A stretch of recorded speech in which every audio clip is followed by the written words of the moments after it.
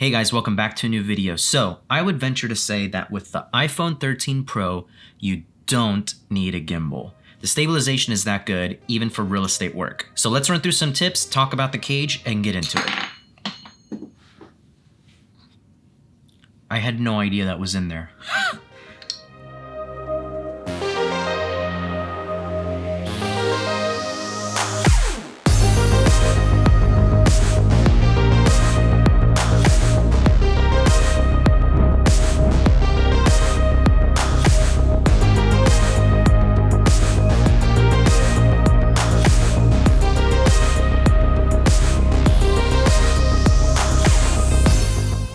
So I honestly waited so long to upgrade my phone. Before this, I had an iPhone 10R. So that was a while ago. But it got the job done for mobile photography, things, capturing photos of my kid, things like that. But now with the iPhone 13 Pro, the different angles, the stabilization, and the quality that you're able to get out of this, it's pretty impressive, and I honestly believe can be used for some professional work, especially in real estate.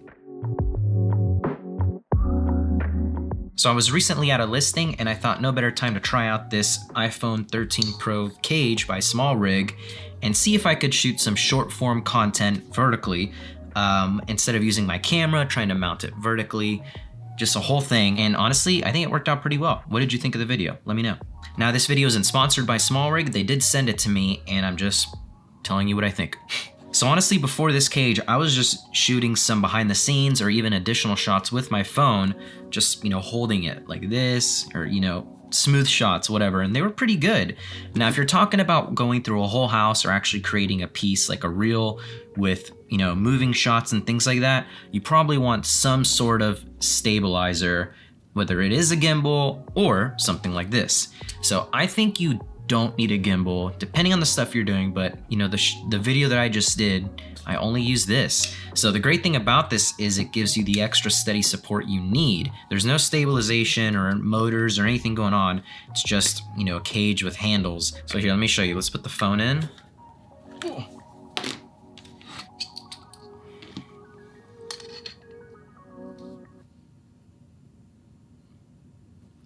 That was nice.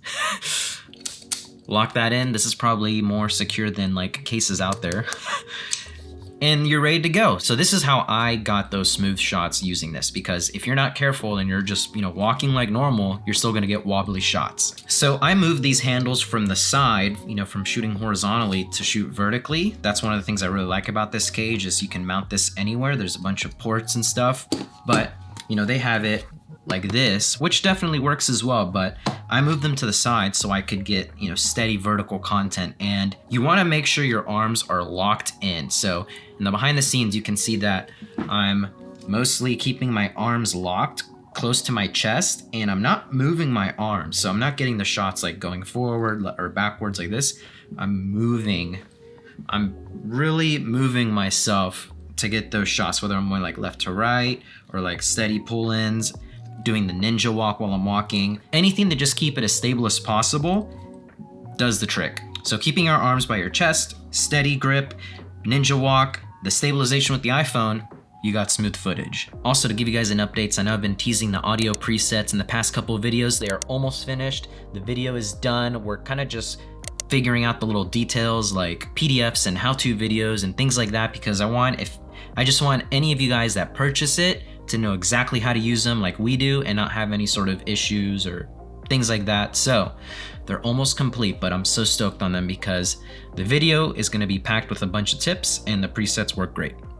I switched through to different lenses, just tried smooth, slow shots, and it was so simple and easy, and I was really surprised with the results. So now that you know how to shoot the content, let's talk about what you want to actually shoot. Now, this is not the only way you can create anything, but this is my approach that I would use for creating these vertical listing videos per se. Since this is short form content, you want to shoot it vertically, of course, but you also want to shoot the highlight shots of the house. So an exterior shot, walking in, maybe the entryway, living room, kitchen, dining room, something else, and that's it. Because different from long form content, you want this to be like 15 to 30 seconds long. That's the whole point of short form. You want to just keep it really short and sweet, and that's it.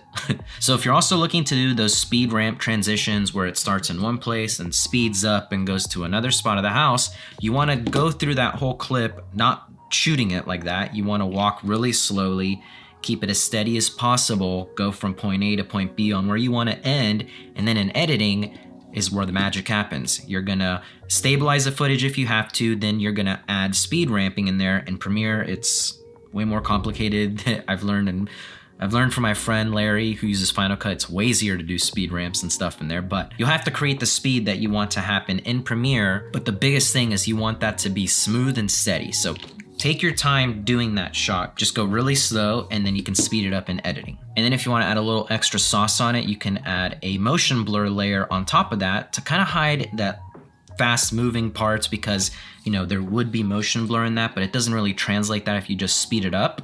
So if you add motion blur in there, it makes it more organic looking, I would say. And the last tip, especially with the iPhone 13 Pro, is break up the shots. Use all 3 lenses. So that sequence you just saw was using the wide lens, the normal lens, and the telephoto lens, and I even did some in cinematic mode. What did you think of that? It was pretty cool. But that way it just breaks it up, and immediately your client doesn't know, oh, that was shot on a phone. So I would even venture to say it doesn't really matter if they know it was shot on the phone. Maybe they even wanted it that way, but that just adds another layer to the production side of it. And it gives you a variety of content to use in the edit. So I'm honestly really satisfied with this cage. I don't have one for my camera. I should, because I could probably rig it out more like I would like to, but having a cage for my iPhone is really interesting. One of the biggest things I do like about it is there's a whole bunch of ports everywhere. You know, you could move this handle, you know, you can take it off right here, then you can put it somewhere else, anywhere that you see some of these ports. So that's pretty handy. So simply, if you wanted to shoot horizontally, just move these over, and you're ready to go. And the cool thing is too, you can mount other stuff on this. Oh, actually it sent me some other accessories. So say that you wanted to mount a shotgun microphone on it. Look at that. There's even a little hot shoe plate for it right here. Nice. Now you got a YouTube setup like this. Bam. So super impressed with the build quality. This thing is a tank, you know, full metal frame around your phone, probably more efficient than most cases out there.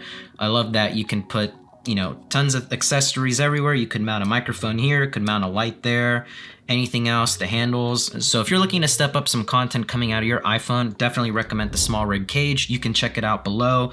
You see the results that I did just having the handles attached to my phone, no gimbal. It honestly made a difference. You know, I could have probably done that without this, but you probably would have seen a lot more like movement in it. Maybe some shots would have worked out. So being able to keep this like this, locked and steady. So I'm definitely gonna keep using this if I plan to make some more short form real estate content at my shoots. So thanks so much to SmallRig. Did a good job in the cage. Really appreciate it for sending it over.